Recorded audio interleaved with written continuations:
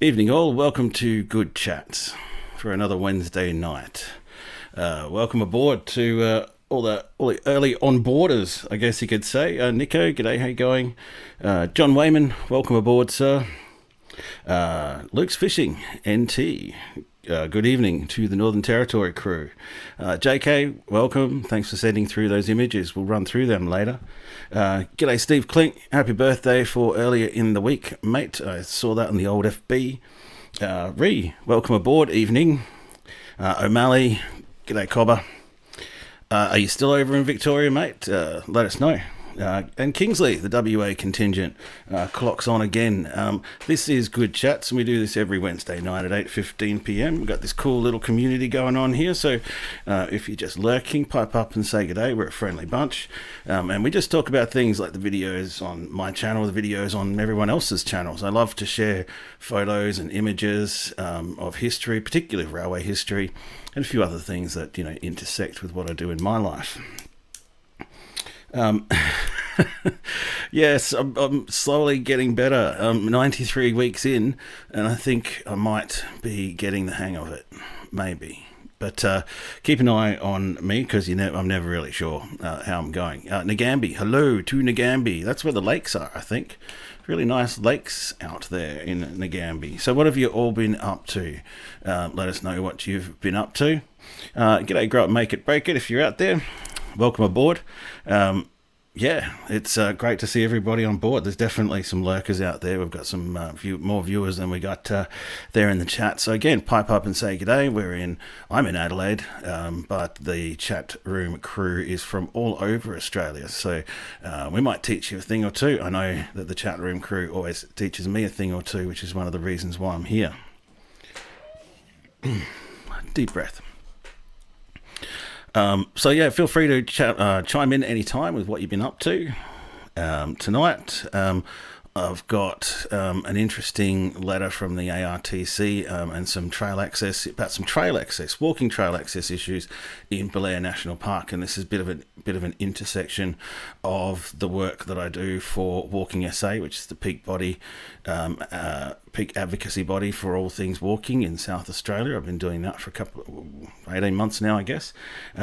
And it's an intersection with railway issues, which everybody might be able to chime in a little bit and maybe let us know a little bit about it as well.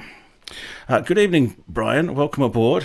And hello to Roseworthy, another beautiful part of the world, and where the railway junctions once were. I did a video way back on Roseworthy to Burra. That whole mid-north railway silos grain history is really actually quite complicated and really, really interesting. So welcome aboard. So we'll talk about Belair. Then I'm going to run through the video that I just did on the Flinders Ranges. That's the longest ever video that I did, and I'm going to do it with commentary, live commentary this time, because now it's been out there and I've had a chance to sleep a few times since making the video. I'm able to look back on it and provide maybe a bit more commentary. That's so cool, John. 7 weeks in the USA and Canada. You're a lucky guy. Traveling always enriches the mind and the soul, doesn't it? And then I've got a bit of a gallery of images that JK sent in, some of his images from Quorn, and we'll talk about them a little bit. There's some interesting things in there. Then I might talk about the next Quorn project that I've got coming up, which sounds interesting, and might look back into the intelligent looking bookshelf back there and see if we can find something for Book of the Week as well. So, Blair, I'm going to screen cap this. This is a letter from ARTC that was sent to residents of Blair. Do I have it there? There we go. Let me just wait until it comes up on screen, and then I'll try and zoom into it so y'all can read it. But essentially what's happened here is a railway crossing in Belair, which goes from She Oak Road into some of the trails at the top of Belair National Park, has been closed by the Australian Rail Track Corporation. And so, essentially this raises some interesting points, that the rail corridor in Belair is private property. The rail corridor, I didn't know this, by the way, so this is interesting. The rail corridor is defined as the area within the railway track boundary fences, or in the absence of a boundary fence, everywhere within 15 metres of the outermost rails. Yeah, I guess maybe it is known by enthusiasts as Foster's Corner. And so, it talks about, all the dangerous things about hanging around railways. It goes on to say, ARTC is aware of acts of trespass and vandalism occurring in the Belair National Park, including fencing being cut, people cycling within the corridor, train watching, and walking along the track. CCTV is now in place, and those caught trespassing face consequences, including fines of up to $5,000.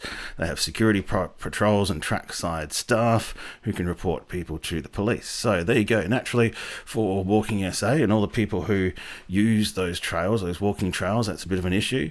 And so Walking SA is closely following and working with all the stakeholders in this whole schmozzle, ARTC, local residents, obviously walking groups, Belair National Park.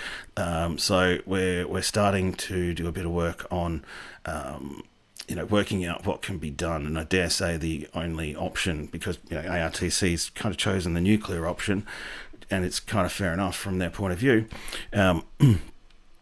But it looks like that crossing and many other crossings that are like that are going to have something more formal put in the way of a pedestrian railway crossing. So hopefully we can work a way out to reopen that crossing, because it's definitely closed now, and they're watching you. So that's what's happening, and that's an intersection. Again, I just did a post on Walking SA on that tonight. And I did another post on Walking SA on that the other week as well. So, an intersection of what I do in two worlds is my work as a media coordinator for Walking SA and what I do as outdoors type. So, we'll go away from that one and we'll go back to the normal everyday screen. I'm actually remembering to do this stuff tonight. We'll see how long that lasts. And we'll get straight into the video. So, going to play that one. We're going to do a bit of commentary on it the way through. Hopefully I've got the ducking settings working, and we'll get into that without any further ado. Welcome back to Outdoors Type, and we're here in Port Augusta to find out more about the hard-working railway line that was once at the crossroads of Australia and the world-class heritage railway that operates along it today. We're exploring this 64-kilometre line through the Pitchy Ritchie Pass from Port Augusta some to dude walking through this time, the back. Not only do we get to ride one of the trains, we get to ride two of the trains. So let's dig a little deeper and fly a little higher and go exploring the Pitchy Ritchie railway line. The narrow gauge line from Port Augusta to Quorn through the Pitchy Ritchie Pass. Breakdancing's a real thing at the moment, isn't it? Meanwhile, the broad gauge line moved north from Adelaide to personal Burra opinion and was extended to Tirali in 1880 and continued to Peterborough really in interesting job 1881 on as social narrow media. gauge. because In that's what she is. 1882, the line from Quorn passed through Hawker and reached Farina, lecturer then on known as social Government media, Gums, and became the Great Northern Railway. Quorn was connected to Adelaide in the same year when the Oreburn to Quorn section Don't of the necessarily Tarawa to agree with all Pitchi the line people opened. shit canning. The Great Northern Railway people, reached as far as Woodnadatta totally by 1891 people and stayed like videos this for nearly that 40 just, years. pay that out. When actually she The went to massive standard gauge transcontinental line linking Perth by rail to the rest of Australia reached Port Augusta in 1917, and now passengers could travel from Adelaide to Perth by changing trains at Tarawa and Port Augusta. The with line these through the animations, Pitchi I'm Pass not became quite a where I critical want to be link with in the them, but I'm nation's getting railways. better all the time. The legendary Garn begins in 1923 from Tarawa to Woodnadatta. The Great Northern Railway finally reached Alice Springs in 1929 and Quorn's heydays began. Quorn was essentially the geographical centre of the railways in Australia. I don't think breakdancing should ever have Those been an heydays Olympic ended sport, when the but standard it gauge happened. line I don't know, progressed what does south from everyone Port else Augusta, think? Should and the broad breakdancing be gauge an line Olympic progressed sport? north Should from maybe Adelaide, ballroom reaching Port Pirie dancing in be an Olympic 1937. sport? Quorn saw only local trains until World War II, during which up to 43 Alice-bound trains passed through a day, and its heydays briefly returned. Coal trains from Lee Creek began to rumble yeah, you're through right. Yeah, it from was 1944 broad gauge until about and I just kind of 1956, brushed when over the that standard in gauge line narration. from Port Augusta to Marie opened, and what- the Garn no longer What called it happened Quorn. with that is I ended up recording In the 60s, a the first narrow gauge link narration, from which I Stirling thought would North to just be Port a rough Augusta was timing removed, narration. and coal It turned trains out to through be Quorn the to Adelaide final ended. narration, and I The didn't really 70s saw the Hawker run line through close, it and signalling tease the out end all the of regular nuances as I traffic around should. Quorn. And I listened to It it. also I think saw there's the some breaks upgrade in of there the that Broken Hill it line does to sound a standard bit like a gauge, draft, which created where I was just break of kind of gauge timing havoc things, across the but northern narrow gauge lines, yeah. all of which met their demise by the late 80s. The line through the pass was effectively abandoned in 1956, and into the 60s the pass saw only the occasional transfer movement, and once the Saltire Bridge was damaged, the whole line fell into disrepair. Yeah, Manly's just sent me a In production crew 1973, message the here. movement was raised to save the line, and by 1974 Got it. the Pitchi Ritchie Preservation Society commenced operations to summit. In 1975 they'd made it to Pitchi Ritchie, and by 1978 the line had been rehabilitated to Woolshed Flat. In 1999 the line opened to Saltire and Stirling North, and by just take the voice down a 2001 few the narrow dB. gauge line had See finally what been happens there. reinstated I'll have from to remember Stirling to turn it North back to up Port again. Or Augusta. maybe I just won't speak And so that's close how to it the remains microphone. today. I don't know, it's all really technical. I didn't quite know what to do with this bit. Let's begin by following to, the line and its locomotives from Port to Augusta to introduce the Quorn. video and give it some structure in terms of, we're going one direction in this sort of timeline and then we're coming back in this sort of timeline, trying to avoid jumping all over the place and following a sort of geographical trip timeline. This is why I really need to work with another video editor. So if anyone loves editing videos and wants somebody to look at theirs and talk about their videos before they produce them, and would look at mine and give me some critiques before I put This them out is there. the old 'Cause, Port Augusta railway station, all writers closed need when the new one editors was and opened all up, editors when need the writers. railway came through from Otherwise we're just Adelaide. kind of, The new flying station blind was here. built on a different alignment, so the station was moved. It's so easy to make It was an errors arts and crafts in your centre. It's own, now closed. That arts and writing, crafts your centre is own, upgraded and has video moved editing. into the new If railway you're the only station. one proofreading it, it usually takes a second pair of eyes to spot things, because when you've written something you tend to skim over some of the errors. This is Spencer Junction. This is a bit of an interesting find. I kind of went a little bit further past the station and all that, and had a look at the old Commonwealth Railway yards around there from when the old days were. And the railway's circled around Port Augusta, and that's all been rebuilt now and re-established. That wharf precinct has been greened and redeveloped, and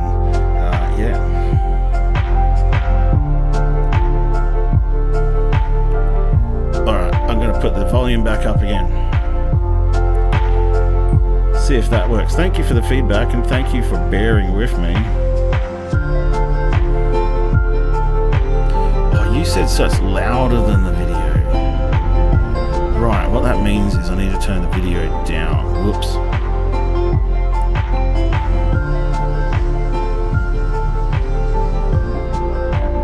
The other problem is too is that when I'm speaking over speaking, I think it gets all a bit unintelligible. Well, we're out here at Lake Knockout, just west of Port Augusta.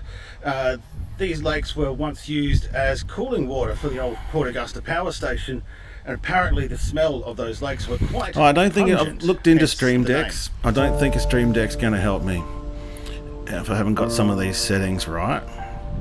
Then a Stream Deck's not really going to help me. I've started to get the transitions right, and that all comes down to remembering to hit the button too. Yeah, but I have looked into Stream Decks. It's not for me at the moment, and I don't want to invest any more money in hardware while I'm making like $2 a day out of YouTube.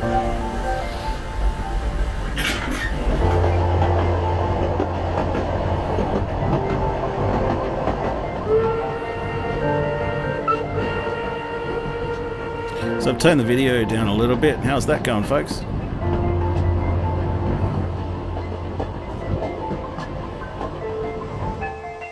Does anyone know why they call this bridge Smoker's Bridge? I never was able to find that out. Not even all the volunteers that I asked knew why that bridge was called Smoker's Bridge.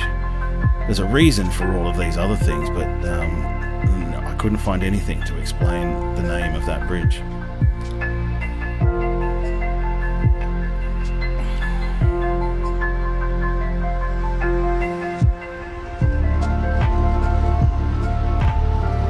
And I think the difficulty with me mixing this in a paid world, I probably would have already run a test stream. And I used to run test streams as well to just kind of check the volume on these things, because the videos can come in here at different volumes. So the setting that I had that was working great for the video last week was not going to work for the video this week.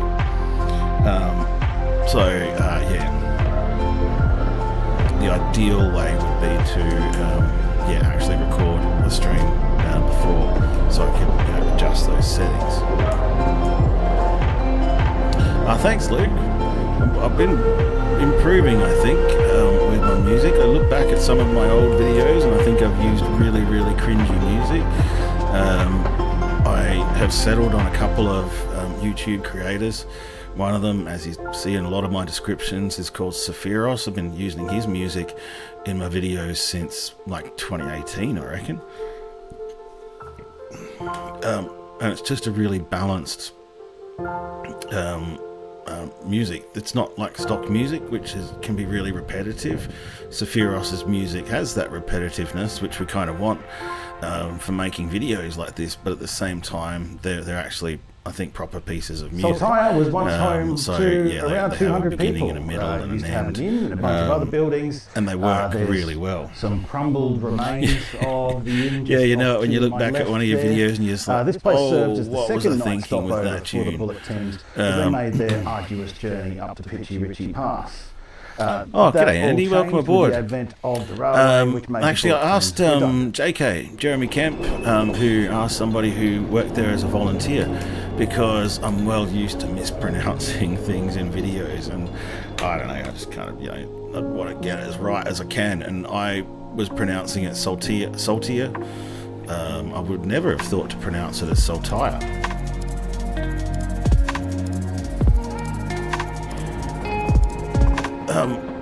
I would have loved to do more than in now shots as well. It turns out to be more difficult than you think when you're out in the field for doing your thing. I would have loved to, for example, get a good shot of the train crossing this bridge, but it just wasn't possible with so many people with cameras in at the windows, and this was a really busy train when I crossed this bridge.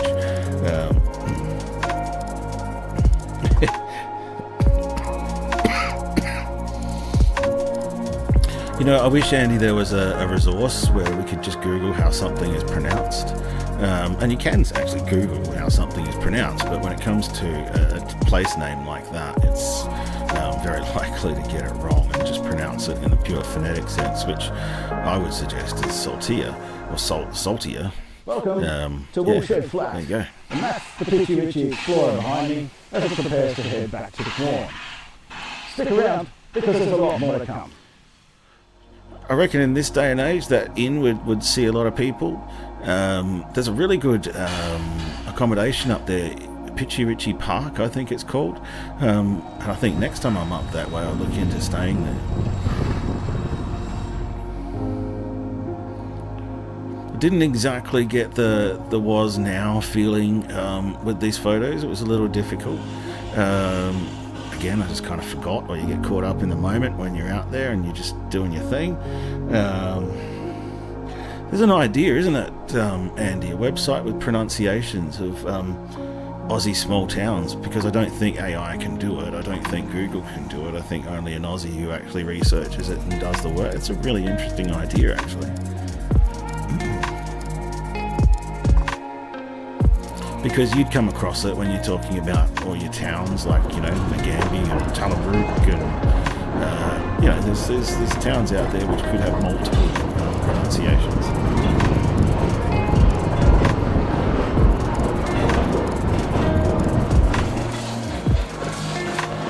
Not 100% happy with some of the colour on some of these shots as well, but again, time of day, you know, just varies. If you want to do really, if I wanted to do, I guess, the full thing on we're here at the getting location the best light for a trip through the Pitchy Ritchie Pass, it would have taken above sea level now. You know, What 6 or 7 this location used to have a small days village in a here row too. just to be there There's a at the couple of right time mounds of of day, stone and in the right rubble weather to indicate conditions where to some get of the the old right kind stone of buildings shots. used to be.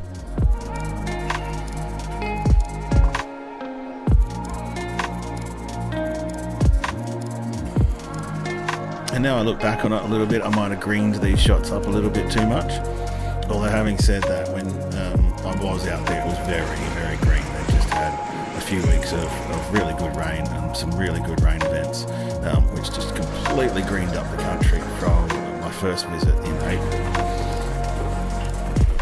40 shillings? I don't think I have 40 shillings. But I do have an old RAA strip map somewhere. I drove from here to Port Douglas in 1999 with no GPS, basically no mobile phone either, glorified walkie-talkie, and used an RAA strip map to get there. We're here at the dog crossing. It's called such because it's not a railway crossing as such, but there was a dog fence guarding the Pitchy Ritchie Pass from wild dogs, and this is where the railway line crossed that fence. There was once not a gate here, but planks of wood with nails upside down in them to stop the wild dogs from crossing the tracks. Although the story goes that the wild dogs eventually learned to walk along the tracks and the dog crossing became redundant. My cold was really kicking in about now, and I can hear it in my voice. I don't know if anybody else can. I've looked into DaVinci Resolve Luke's Fishing, and I think DaVinci Resolve looks like an excellent option as well. I think it looks like a really solid video editing platform, and the free version is excellent as well. I use Adobe just because, you know, I started using it as a student, and then I became trapped in the ecosystem, as you do,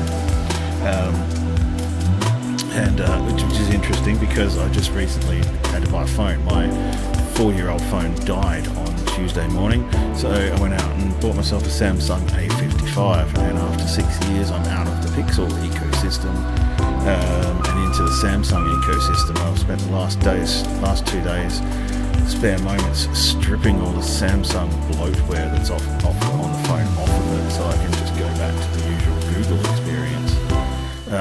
We're here in Quorn Station Yard, right by the old silos. Quorn was declared a town in 1878. The original building was an old tin and weatherboard building in the space in front of the unique Dutch gable station, which was built in 1916. That was all I could remember and keep in my head and do a narration on for that video. But I did get a couple of t-shirts printed many years ago when I first started my website, and I was excited, and I had a logo and everything was going to be cool, and I got a couple of t-shirts printed, and they were such terrible quality. I should have obviously done a lot better than that. I even set up a web store, and, you know, maybe they were available for sale for a couple of weeks.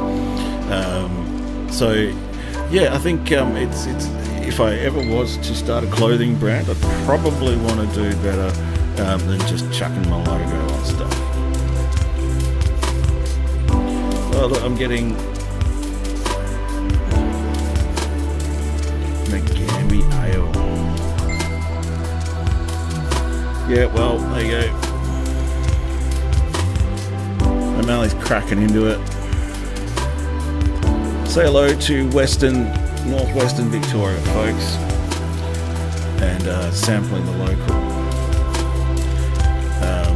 If you're up in Quorn, go and visit Flinders Gin Distillery. It makes the place seem a bit more modern, a bit more cozy. Gin's kind of a bit,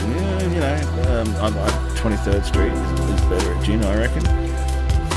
But yeah, I'd love to start a clothing brand, but I don't think, what is it? I'm 1,640 something subscribers now, so I don't think I'm really ready for the full influencer stage just yet. Give me a few more thousand subscribers, line here around the railway yards at Quorn. I was going to narrate this section of the video and tell the world something about, the character of Quorn and its main street, but when I was in the final edit and I put the music in, I just kind of thought, I'm just going to kind of avoid that voiceover bit. I've got enough narration in there where I'm actually on site. It's recorded live on site, and I just thought, I'm just going to leave the exposition where I explain too much by recording it later. Just kind of let people make their own kind of calls on what's happening on the screen. So now we're standing outside the Pitchy Ritchie Railway Museum Workshops and Depot. This is the site of the original workshops, opened in 1883 and closed down from active use in the 1950s. Obviously it was reopened again when the railway reopened. We're about to go for a look inside. Stick around. Definitely keep us posted on that visit to Junee Roundhouse. It looks like an amazing place and it's on my list. And, we're looking at the engine that led the train down to Woolshed Flat today. And just from here you can still feel the heat coming off the boiler. It's not a strong heat, but a nice warm heat. And I'm going to fire this up again tonight for tomorrow's train. Nice warm heat. I don't even know what nice warm heat means, but of course it's warm. Hopefully this was an interesting trip because once I got inside the carriages, they were very dark, and so filming was a little difficult. I'm hoping that a significantly upgraded phone, and you can see colour differences too in some of the shots between the phone and the Pocket 2 camera I use. So I'm hoping that perhaps an upgraded phone will try and minimise these issues. See how it's all blurry there, for example. Yeah, it's just kind of not working as well. And the Pocket, when you go into dark situations like that, even though it's great when there's plenty of light outside, Pocket just fails in dark situations. Its sensor just isn't anywhere near big enough.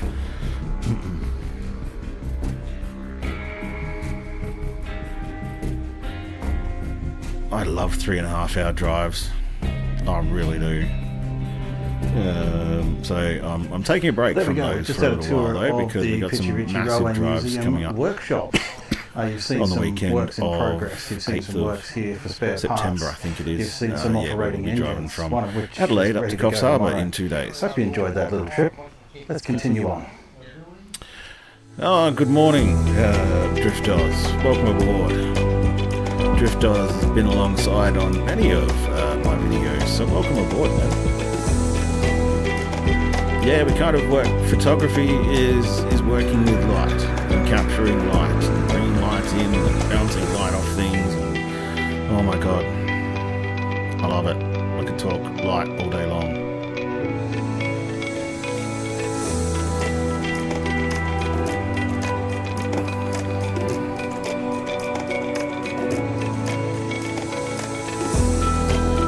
I would have loved to have done shoots like this in the early morning light, where it's much clearer and a bit more subtle. Wood and leather. That's called an MIC car. I got up closer to it later in the video, but I didn't end up using it because there was just too many people in the back. use footage where there's just a couple of people in the background. It's okay if there's maybe lots of people in the background. Maybe JK or one of our other resident chat crew experts will know exactly what kind of vehicle it is. But if you look up Pitchy Ritchie Railway MIC car, you'll probably find an explanation of the model of car that they've plonked railway wheels which was on. used to carry the dignitaries and even the Governor of South Australia as part of the 50th anniversary celebrations. It was all French polished by hand and restored over many years to the state that it is in today. What a fantastic example. No, there wasn't a coffee of pot the inside. I South think you had a Australian takeaway railways. coffee. There you have it, folks. The Pitchy Ritchie Railway through the Pitchy Ritchie Pass. You know, this story just gets more I interesting. think it the had more something you to do research it. with It's a story of a the hard-working two, railway line that was saved they ended by up calling them hard-working pots and on either passionate side of bunch the engine. volunteers One was called to make it sugar and what one it was is called today. tea or something. These trains generally operate in the winter months in beautiful weather from March to November. It took me about an I hour hope to you get this enjoyed shot. the video. If you did, For there not to give me be a thumbs up children and running around in the subscribe, and I'll see background, you for there next not to time. be people walking Catch you past, laughing and shouting. It took a long time to wait for the opportunity to get that shot. And I got it just in time before they actually started, closed up the train, as we were doing there, and reversed back and got rid of everything from the yard. And here's me waiting around for a finale or something like that, and then nothing happened. So I just went home and started my video.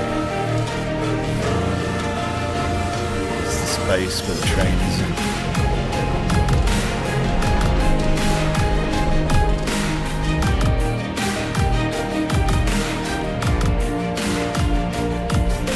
And I really like doing these end videos, as you might see on the Mount Barker to Victor Harbour Railway, when I've got a lot of footage of a train or a particular route or something like that. I like to play with it. It's like having a little train set.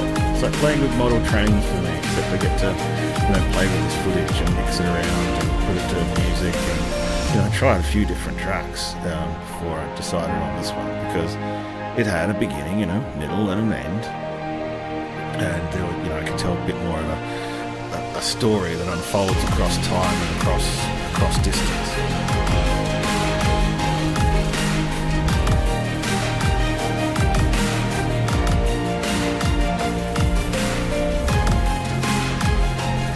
Hello to the lurkers, if you're still there as well. G'day to all the replayers. Thanks for sticking around. Thanks for hitting replay.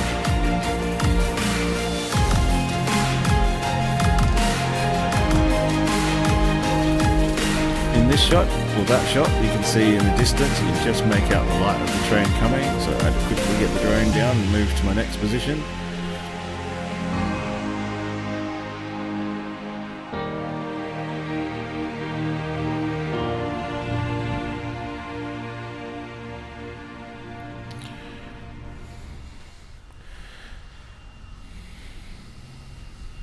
Yeah, I think those issues of rail access and all of that sort of stuff, what's so impressive about Pitchy Ritchie is they're volunteers, and they kind of really don't want the government involved with their railway as much as possible, unless they're going to lob them some money. But they can't link up to the main line to Adelaide. They have to keep everything wildly separate. I think, as the National Railway Museum would know, that government owned and run railways these days are, as with ARTC as well, we look back at that, railway is such a big, expensive, heavily insured thing these days that it just doesn't seem right. But then also you think about, they can do it in New South Wales, but they can have a once a week train to Broken Hill, for example, but we can't seem to do it to Port Augusta and Whyalla. But yeah, look, I think there are a heap of issues going on there, and maybe one day I'll really let loose and explain what my opinion of it all is. But I just think, in a lot of ways, especially passenger railway has had its day, and even the Adelaide Metro network probably wouldn't pay its way if it was to be left at the mercy of the market. So what else are we going to do? So I'll talk about that Quorn project as well. I've been speaking to a bloke who was apparently the last station master of the Quorn railway station, and now that might have been a very boring job because there were very few trains. I think he said there was only a train once a week while he was working there. But he was also the last station master at, here we go, Wirrabara, or it could be Wirrabara. No, I don't know. I could be mispronouncing it. But if anyone knows if it's Wirrabara, like the quick way, or Wirrabara, the slow way, then, let me know. Or it could be Wirrabara or something. But anyway, is it fast or slow? I bet the NRM had a lot of red tape. Absolutely. Okay, so it's Wirrabara. Yeah, interesting. Okay. There's another one that pronunciation machine's not really going to tell you. Wirrabara. Okay.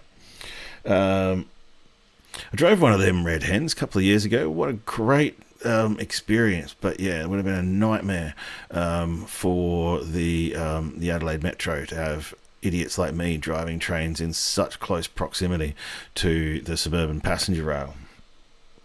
Oh, okay. Wirrabara. Sorry, Nico. Wirrabara. So we'll just do that again. It's not Wirrabara, it's Wirrabara. Good old South Australian town names. Wirrabara. Wirrabara. Alright. Wirrabara, mate. The narrow tracks within the normal tracks on a bridge. Now, correct me if I'm wrong. I think they've got something to do with like a derailment protection kind of thing, or something to do with being extra reinforcement for the tracks. But as always, the Brains Trust out there will probably be able to correct that. I think it was one of those two things. I'm no expert. I might be one day. And, this live stream's helping me to become a bit of an expert, for all of us to become experts. And railway construction and engineering is a really technical thing. It's far more technical than you think. So we're just going to go to the slideshow of images that JK sent. So there's some things I do know that I learnt through researching for this video, why these turnstiles are out there in all of these country stations. Because for the life of me, I could never think of people lining up to go through these turnstiles, but the idea was to keep stock out, to keep cows and horses and sheep out of the yard. And I'd obviously only seen farms where you had gates and stuff, and never seen turnstiles like these before. So the turnstiles are for animals, not humans. Let me go to the slideshow and open it up so I can make it move. Next. And so we're still down the eastern end of the Quorn railway yard, and we're looking at the crew quarters there, and some gates where the rail then headed out to Hawker, northeast to Hawker, and southeast to Bruce and Hammond, and all the way down to Peterborough eventually. It's actually a beautiful outlook from out there, especially when it's so green. It's been so nice out there the last few years. And you mentioned that too, and it's interesting how they'd recently moved a lot of the freight wagons and stuff around there. So I'm really looking forward to seeing more railway movements around there with freight wagons on it and stuff. I know it's probably a waste of time for them because they can't make money out of moving freight wagons around, but it certainly would make a great photo opportunity. And so I saw this down there as well, this curved rail thing. Maybe JK can tell us what the curved rail thing is about. I'm pretty sure it's a wire tensioner, some kind of wire tensioner system. So there may have been more of a wire fence here at one point in time. But if I remember correctly, correct me if I'm right, it's got something to do with being able to tension wire fences. Here is the man himself standing by W22 on the same platform that we launched the video from. So yeah, it's nice to see Port Augusta Station so busy. Okay, aka relief rails. Thank you for that. Now I didn't mean to transition out. I meant to do that. And this is the old siding at Saltire, and I presume it's kept in reasonable condition because from time to time they might want to get trains, allow passing trains along the line there somehow. People might know more about that. I can't think of a situation where I have ever seen it or heard of it being used, but there you go. I guess they've got to pass each other somehow. And I think we're again down at Saltire, and this, somewhere down near Saltire. And again, this looks like it may be one of those deviations, where you can still see some of the earthworks for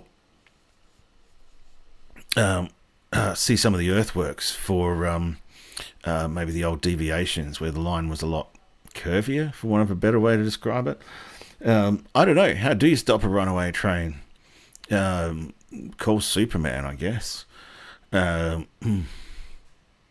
Or maybe they just throw the points or something, and that'll just derail it. Dig a big hole at the end of the track. Hang on. Oh, so is that what that's about, maybe? Yeah, right. Not good for the train driver, but, there you go. I think we're at Warabara now. Hey, I got it right. Beautiful silo arc down there. Beautiful railway park as well. So it could be an opportunity for me to actually make a couple of these videos with Jeffrey as the last station master of Quorn and Warabara and Boolaroo Centre, it turns out.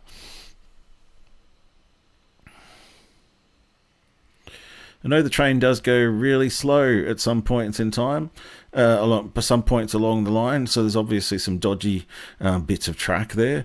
It'll be, but I'm not really aware of any spots on there that look super dodgy. I think the Pitchy Ritchie Railway Society does an excellent job of looking after the railway with just volunteer resources.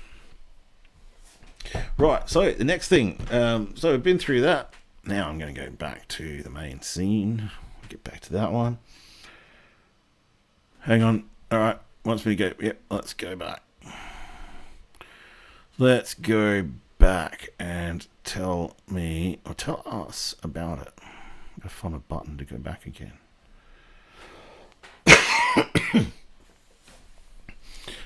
Those tracks certainly look dangerous.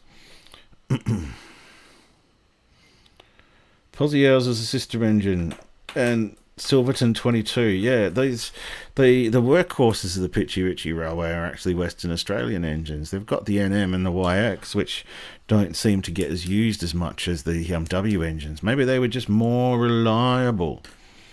Let's get back to here. So that's still there these days, obviously. I think this was pretty recent as well.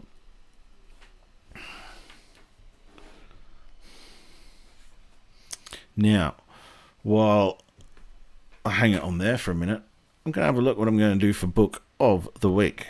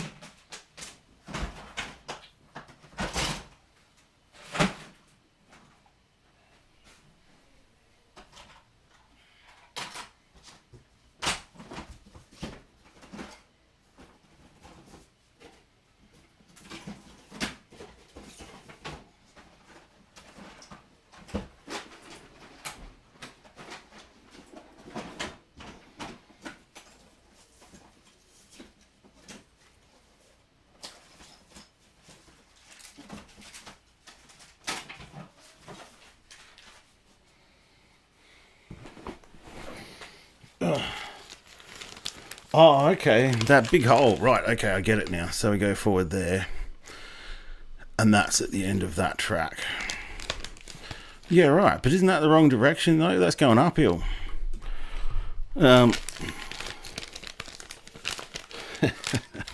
So, alright, moving right along. Guess what? I found it. This is my touring itinerary from the RAA in 1999, where I probably went to the RAA office in the city, because I was working there at the time, and I sat down with a lovely lady and said, I'm going to drive to here. And she went off into a little office and made me up this strip map. And it's like completely mashed. Right. But hey, it's a 25-year-old piece of paper. I'll put that over that side. So there you go. It's got all the distances in there. And you can see some of my little notes and ticks in there. Back before you could ask Google, how far is it to Goondiwindi? Just some, emergency things to hand out to drivers in case you got stuck between West Wyalong and Weethall. Because you couldn't call anyone out there. Tells you where their after hours availability on the highways are. Because braking down in the old days wasn't as much fun as it is now. Digest of interstate traffic laws, few reminders about interstate travel, and then we start. Right. And so it started with a page on Adelaide to Gawler via Main North Road, and you can see all the details that it would give you, the roads that cross it and all that kind of stuff. Population of Galar. And then we go Gawler to Borough, and it just keeps taking me through my chosen... Oh, here we go. That's very interesting. So this is the Yunta to Broken Hill section, which I unfortunately drove after midnight, and you can see there where I've made a note in 1999. I hit a kangaroo at 10:30 p.m. on the 5th of the 8th, doing 80 kilometers an hour. At that point there, in between Broken Hill and Yunta. What other notes do I have in here? Now we're heading across to Narrabri in northern New South Wales. Then to Moree, where I was apparently staying in cabin 54. We're off to Goondiwindi, then to Room, Billawela, Rockhampton. Oh, I think maybe I had a different strip map for the last bit. And then in the back there, it's all kind of faded now. You can't really see it, but yeah, I was writing the expenditure and the distances and the dates and all the fuel that I put in and stuff like that.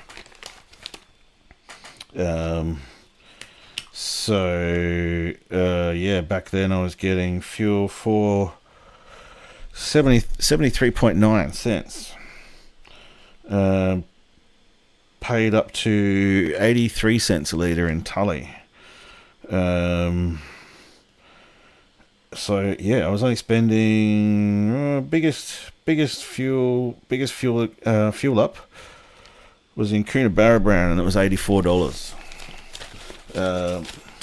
So there you go. Thank you for reminding me of strip maps, O'Malley. That's why I keep this, because it's got kind of cool little memories, and even though it's really, completely trashed, it still brings back some great memories of the times when, road trips were even more of an adventure than they are now, I think. Getting lost is actually kind of fun. Getting out of mobile phone coverage is actually kind of fun. All right, well, there you go. That was book of the week. So yeah, I've got that Quorn project coming up. That's probably going to expand considerably. Somebody suggested that I have a look at the Adelaide to Port Pirie line and follow that line and look at some of the old stations and some of the old precincts. And I probably should before all the grain silos. A lot of them have already been, but before all the grain silos get demolished. Right. So we're going to go to.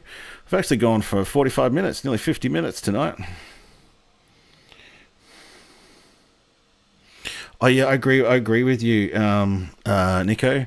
I like to carry a road atlas as well, because it's just a bit more at a glance, I guess you could say. And I think that's just because we're used to it as well. We've spent most of our lives just using that interface. There's probably other ways that kids these days would work with Google Maps and all the modern stuff that they've got, so their brains would work a little bit differently, I'd expect. Right,